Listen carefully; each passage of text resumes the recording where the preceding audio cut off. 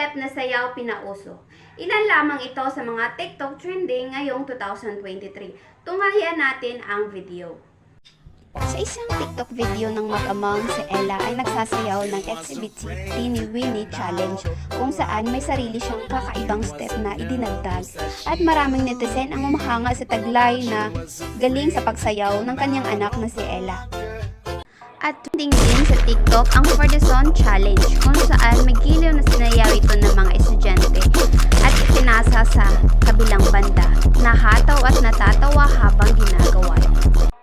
Trending sa TikTok ang isang babae at ang mascot na Jollibee kung saan sila ay sumasayaw ng hataw at maraming mga netizen ang natawa at natuwa sa kanila.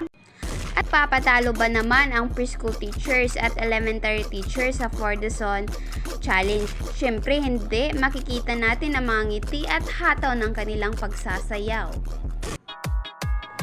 Bagong trending na naman ang sayaw na Thailand dance trend kung saan 3 doktor ang magsasayaw nito at nagpapakitang gilas kaya't maraming mga netizen ang natuwa.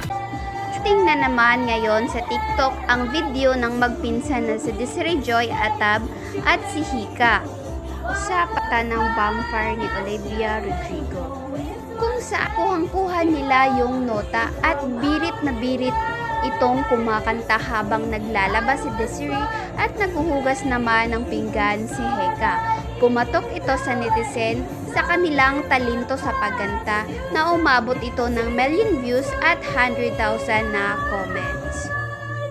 Talaga namang nakakatuwa panoorin ang TikTok trending ngayong 2023 dahil nakapagbibigay ito ng katuwaan sa mga netizen at hindi lamang iyon ay nakapagbibigay din ito ng positive vibes.